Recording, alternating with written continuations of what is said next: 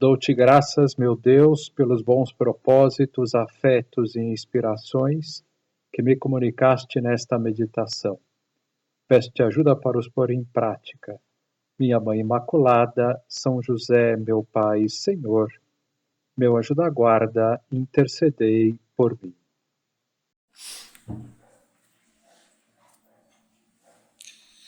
No início da vida pública de Jesus é conhecido o episódio de Filipe, o apóstolo Filipe, que uma vez que conheceu Nosso Senhor, assim como todos que o conheciam, logo foi falar com um amigo para que também o conhecesse. E podemos imaginar o impacto que as pessoas teriam ao conhecerem Jesus. Se uma pessoa aqui na Terra, uma pessoa especial, já deixa uma grande marca em nós, que marca não deixaria Jesus nas pessoas? Era impossível não ficar extremamente feliz ao conhecê-lo e não querer espalhar esta alegria a todos os cantos da terra. Falar de Jesus para todas as pessoas era impossível, impossível. E Jesus, antes de subir aos céus, nos dará uma missão de falar dele e dos seus ensinamentos ao mundo inteiro. Vocês lembram? Quando Jesus, nesse momento, se dirigiu aos apóstolos, aos discípulos, e lhes disse: ide por todo o mundo e pregai o Evangelho.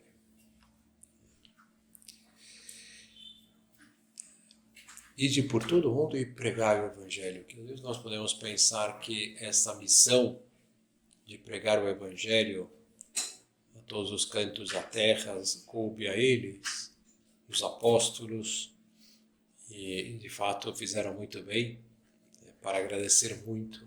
Se hoje nós somos católicos, é graças a eles, graças à coragem dos apóstolos. Quase todos vão morrer mártires, vão dar a vida por Jesus Cristo. Então é para agradecer muito mais este mandato, como nós dizemos, um mandato imperativo de Cristo.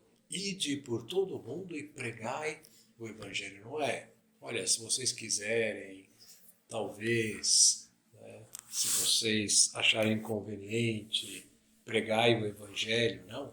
São Paulo mesmo vai dizer: ai de mim se eu não evangelizar. Porque Deus vai nos pedir contas. É um talento da fé, de ter conhecido Cristo,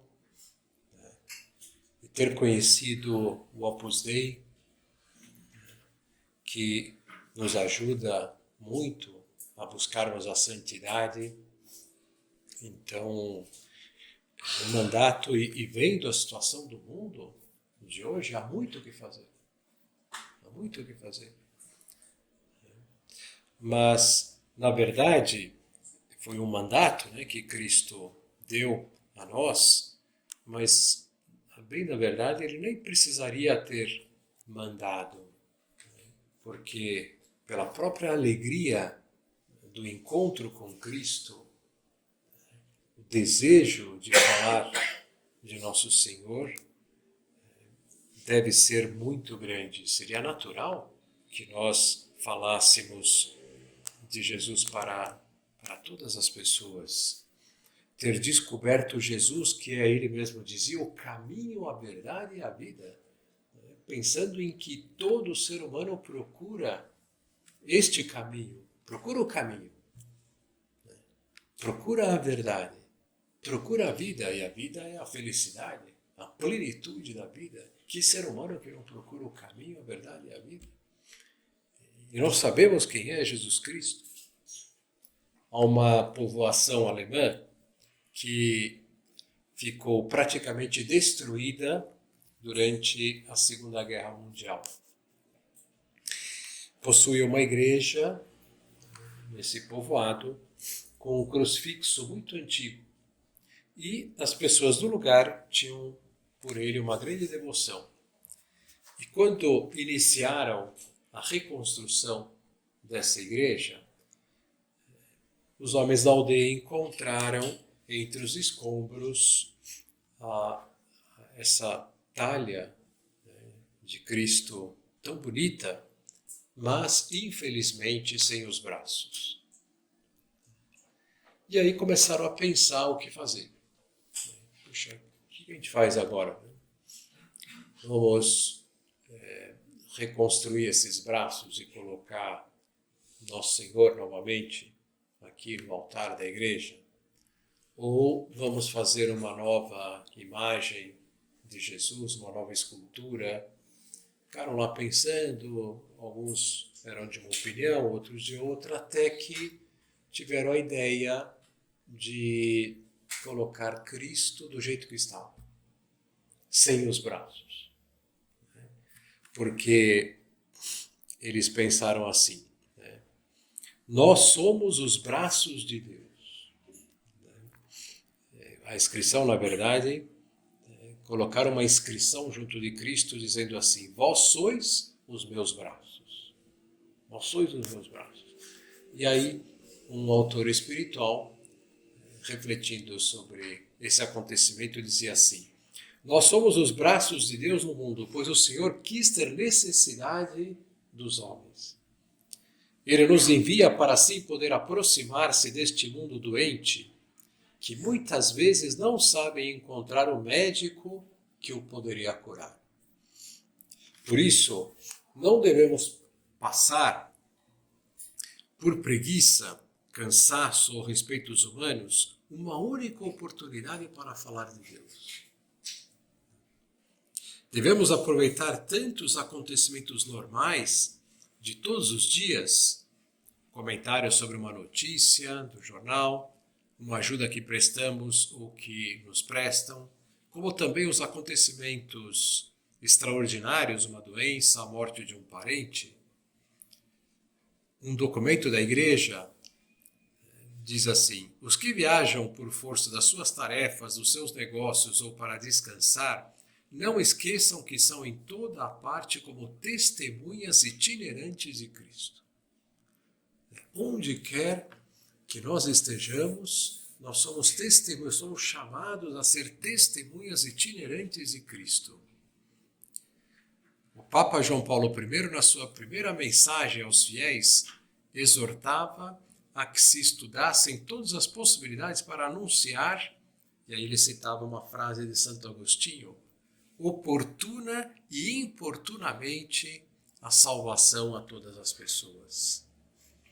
Tendo oportunidade ou criando a oportunidade.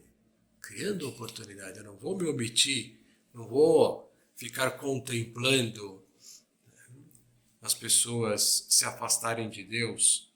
Se todos os filhos da igreja, dizia o sumo pontífice, fossem missionários incansáveis do Evangelho, brotaria uma nova floração de santidade e de renovação neste mundo sedento de amor e de verdade. Então vamos nos perguntar agora, quantas pessoas eu tenho ajudado a se aproximarem de Deus? Quantas pessoas eu já ajudei até hoje a encontrarem a Deus? O que é que nos faz fazer muito apostolado? O que faz com que uma pessoa seja muito apostólica?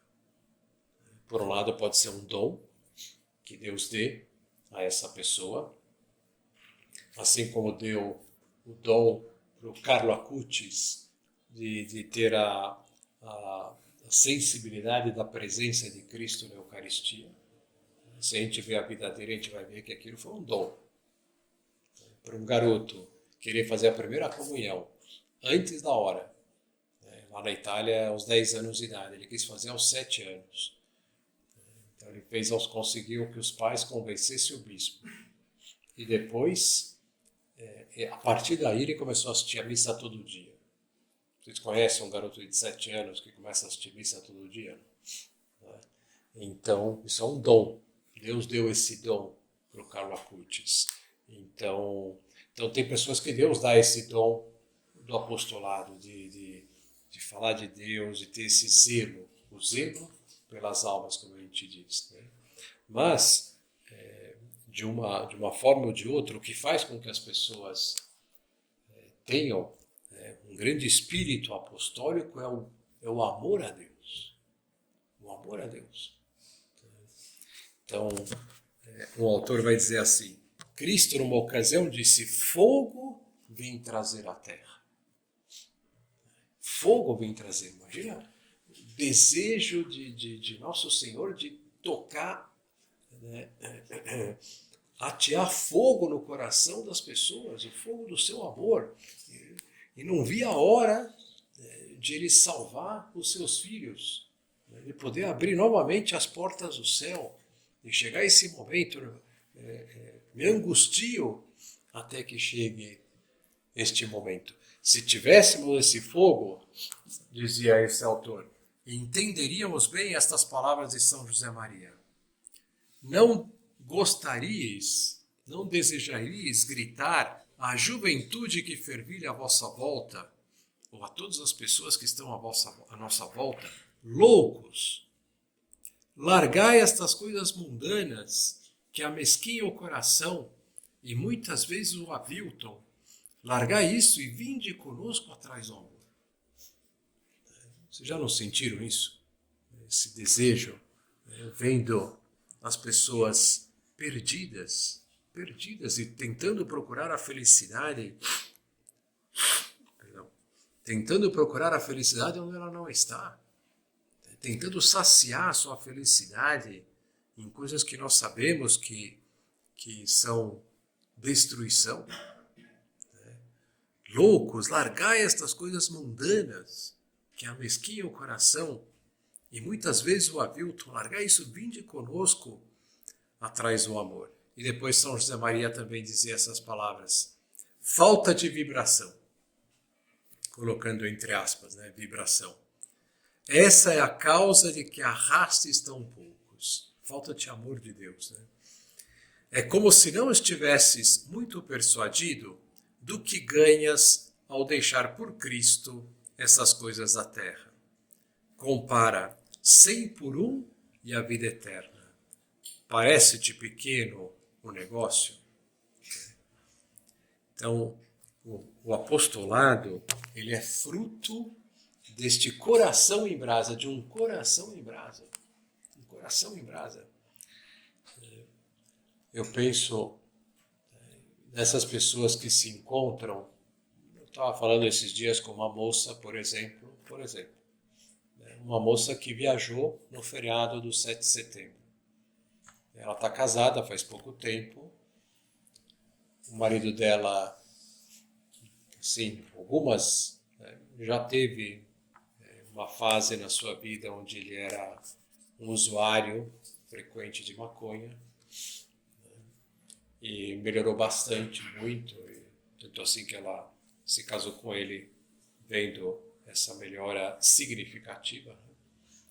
Mas nessa ocasião, eles foram para uma casa na praia e o irmão do marido, que ainda está meio perdido, vamos dizer assim, nisso, convidou outros casais e tal, e o fato é que vários casais estavam ali nessa casa e ficaram lá bebendo, usando drogas, só ela que ficou ali distante disso.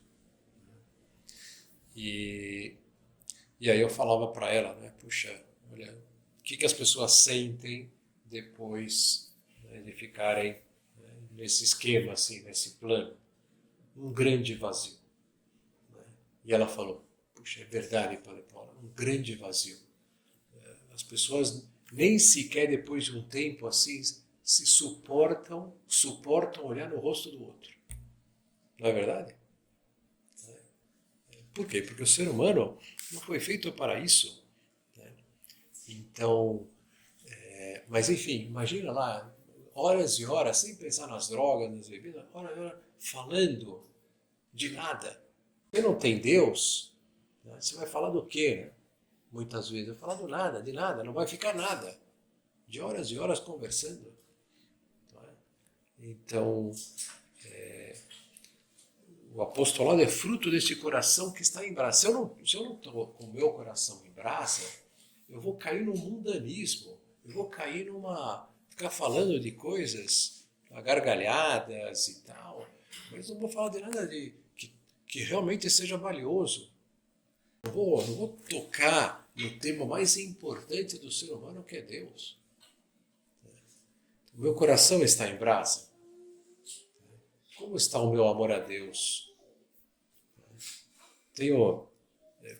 Me preocupo em crescer no amor por Deus, amar a Deus sobre todas as coisas, não me deixar levar, né, pelo apego pelas coisas terrenas, essa preocupação das coisas deste mundo, a sensualidade, eu combato esses inimigos, porque senão nós vamos ficar assim, uma pessoa que tem fé, até vai à igreja, pratica, mas depois é um coração frio.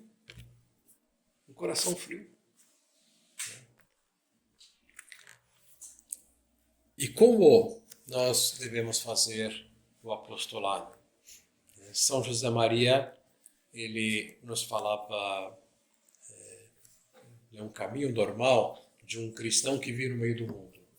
Se nós estamos inseridos no meio dessa sociedade, como nós vivemos, com essa realidade do dia a dia, não teria sentido ser como apóstolo. Pegar uma Bíblia aí e sair por aí, né, pregando a palavra de Deus. Né? Primeiro, nós temos muitos de vocês têm uma família, tem que sustentar a família, tem um trabalho de todos os dias. Então, o que vai ser o normal? O que é o corrente? Através da amizade. Através desse relacionamento diário com as pessoas que nós conhecemos. E é muito bonito, não sei se vocês conhecem um livro da Quadrante, foi o primeiro livro que saiu de uma coleção, que começou já há muitos anos atrás, e esse livro tem esse título, Os Primeiros Cristãos. Bom, pode até ser que não seja o primeiro, mas talvez seja um dos primeiros. Mas é muito bonito ali porque vai contar como era a vida dos primeiros cristãos. Eu me lembro que lendo ali, eu estava sentindo um santo orgulho. Eu pensei, caramba, esses são meus irmãos. Né? Olha só a categoria dessas pessoas que viveram ali próximos a Jesus Cristo, como eles, enfim, no dia a dia, as virtudes, muitos ali foram mártires, né? Deram a vida por Deus e tal. Realmente vale muito a pena conhecer a vida dessas pessoas. E tem lá uma parte desse livro que vai falar como que eles falavam de Deus para o próximo, para os outros. Né? E falavam isso, né? Que eles aproveitavam as circunstâncias do dia a dia. Conta lá uma história, por exemplo. Né? O convívio, as relações de companheirismo e amizade eram, pois, veículo normal da mensagem cristã. É expressivo a este respeito um breve texto de Minúcio Félix, do século III, relatando o caso de 3 jovens que iam caminhando de Roma até Ostia. Então, bem ali, né, na realidade do Império Romano. Né? Então, eles chamavam Marco e Otávio, e eles eram cristãos, esses dois, e o Cecílio, que era pagão. Muito bem, então eles estavam, os 3 lá, indo até Ostia, chegando, né, já em Ostia, na praia, encontraram uma estátua do deus Serapis. E em sinal de adoração, Cecílio leva a mão aos lábios e envia um beijo à estátua. Otávio percebe o gesto e mais tarde recorda a Marco com estas palavras a sua obrigação de orientar o amigo, né, que ele era mais próximo de Marco. Não condiz com o nobre varão que abandones na cegueira da vulgar ignorância um homem que anda sempre junto de ti. Então, aproveita e fala alguma coisa para ele, fala de Jesus Cristo, fala do Deus verdadeiro, de quem ele é, e ele vai aproveitar essa ocasião para falar de Deus. Então, era o dia a dia. Um autor falando da amizade, desse relacionamento que nós temos com os demais. A amizade é uma base excepcional para dar a conhecer Cristo. Porque é o meio natural de comunicar sentimentos, de partilhar confidências com os que estão junto de nós, por razões de família, trabalho, inclinações. É próprio da amizade dar ao nosso amigo, dar ao amigo o melhor que se possui. Se ele é meu amigo, na verdade é que nós queremos o melhor para ele, que ele seja feliz, que essa pessoa seja feliz. Então é natural que eu fale de Deus para essa pessoa. O nosso valor mais alto, sem comparação possível, é termos encontrado o Senhor. Não teríamos verdadeira amizade pelos nossos amigos se não lhes comunicássemos o imenso dom que é a nossa fé cristã. Então, qual que é na prática a situação das pessoas no dia a dia, no trabalho, por exemplo, né? O normal é que as pessoas estejam lá trabalhando e aí depois chega a hora do almoço, né? E aí saem uma rodinha de colegas ali, né, para almoçar. Então, numa rodinha não dá para falar de Deus, né, porque não tem intimidade, as pessoas podem interpretar mal. Eu, pelo menos, me convenço disso, né? Não sei se vocês também já perceberam isso. Numa rodinha, sempre tem um que é o mais fraco, vamos dizer assim, humano e espiritualmente, que ele vai puxar todo mundo para baixo. Né? Então, pode te ridicularizar nessa hora, se você fala alguma coisa um pouco mais séria, e aí todos vão cair na gargalhada e tal.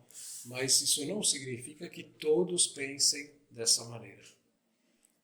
É diferente quando nós estamos a sós com as pessoas. Por isso que nós temos que criar oportunidade, e São José Maria até ele falava disso, né? Do apostolado do almoço. O apostolado do almoço.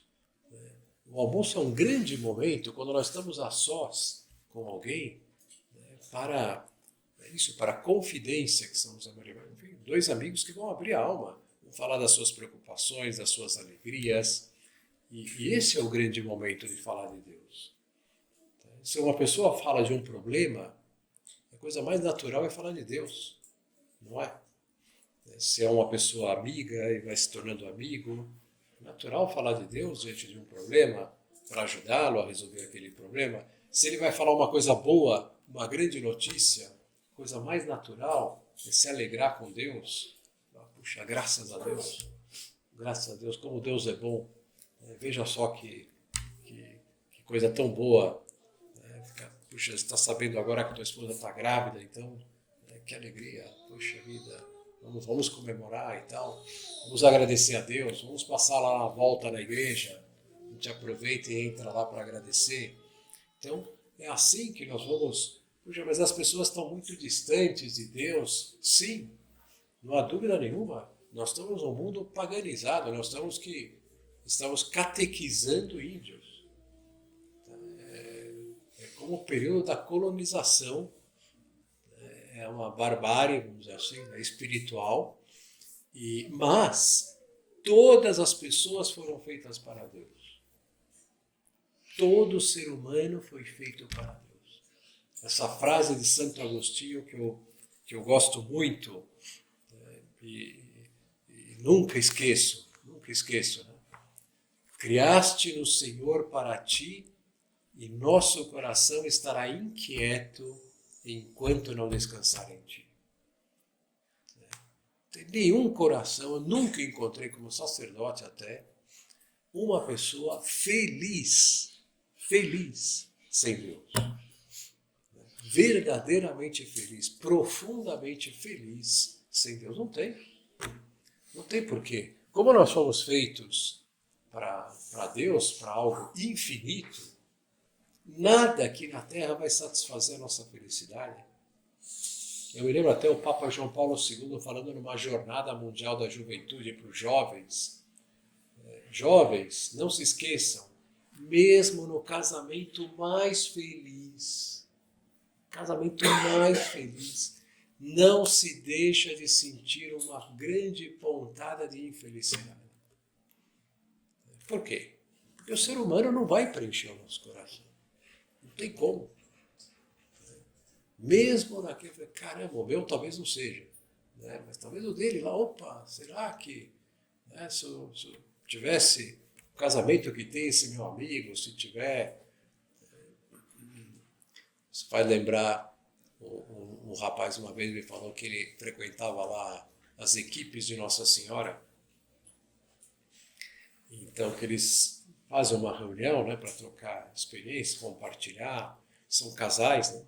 São casais, e ele era um meio novato lá, tinha lá um moderador mais velho, casado há muito, uma senhora, um senhor, né, casados há muito tempo e tal, e ele começou a ouvir lá os testemunhos e tal, e caramba, será que só eu tenho um problema aqui na minha família, no meu casamento e tal, né? Sim, os outros lá mais ou menos falavam e tal, mas ele estava meio intrigado assim com esse negócio.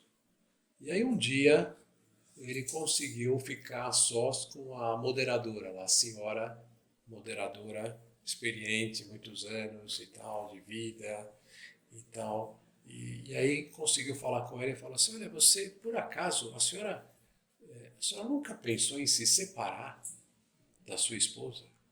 Do seu marido, perdão? Né? E ela falou assim, nunca. Mas de matar eu já pensei muitas vezes.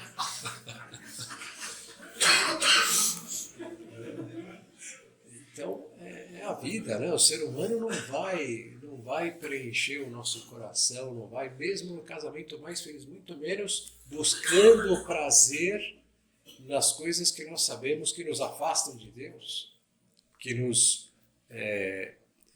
puxam para baixo, né? Muito menos aí. Então, nós temos um grande álibi para falar de Deus para as pessoas. Um grande álibi. Tema da felicidade. Nós podemos abordar esse tema e ir a fundo nesse tema. Eu costumo dizer assim, que ninguém resiste a 3 perguntas. Você é feliz? Você é feliz mesmo? Aí a pessoa já vai, não, mais ou menos, tem problema aqui e tal. Terceira pergunta. Você é feliz mesmo, do fundo do coração? Bom, aí praticamente já tem que levar essa pessoa para o hospital, né, porque ela vai ter um surto ali na hora, né, porque vai ter pensado em se matar, talvez, vai ter falado, não, essa vida eu não sei por que eu existo e tal, enfim, né, esses dramas existenciais, como uma pessoa que não tem Deus, né? De uma pessoa que não tem Deus, então, o tema da felicidade, o tema do sentido da vida. A vida sem Deus é o que dizia Sartre. Sartre ele falava isso. Ele falava assim, a vida é uma paixão inútil. Assim, a vida é uma paixão inútil. Não seria se Deus existisse. Mas como Deus não existe, a vida é uma paixão inútil. Ele acreditava nisso, que Deus não existia. E aí São José Maria comentando, ele falava, bom, a diferença, o erro é que Deus existe, né? E por isso a vida não é uma paixão inútil. Qual é o sentido de você lutar, batalhar, conquistar inúmeras realidades da tua vida para depois você morrer e perder tudo e acabar tudo? E você virar pó. Qual o sentido disso? Qual o sentido?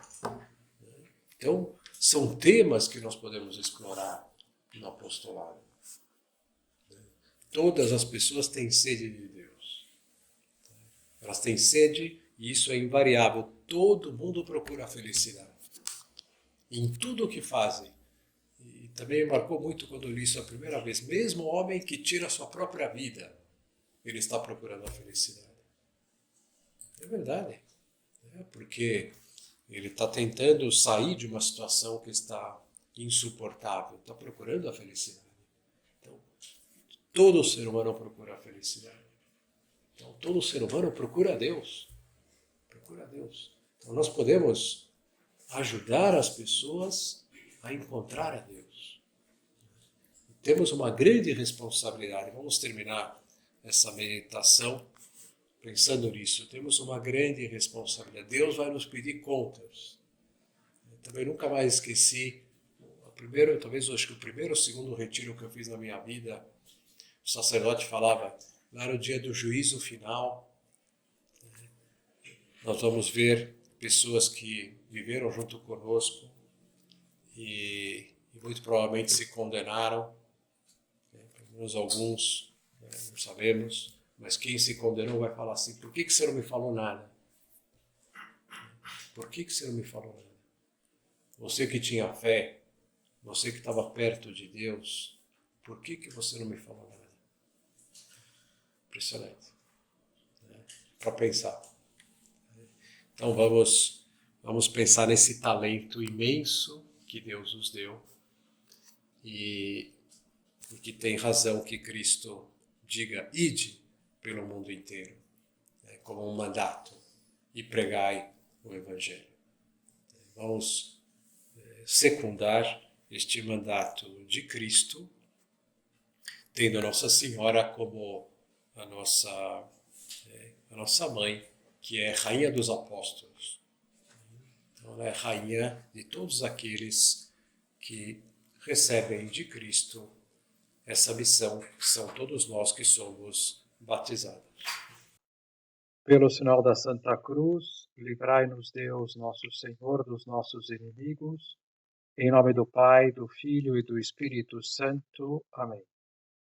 Meu Senhor e meu Deus, creio firmemente que estás aqui, que me vês, que me ouves. Adoro-te com profunda reverência. Peço-te perdão dos meus pecados e graça para fazer com fruto esse tempo de oração. Minha Mãe Imaculada, São José, meu Pai e Senhor, meu anjo da guarda, intercedei por mim.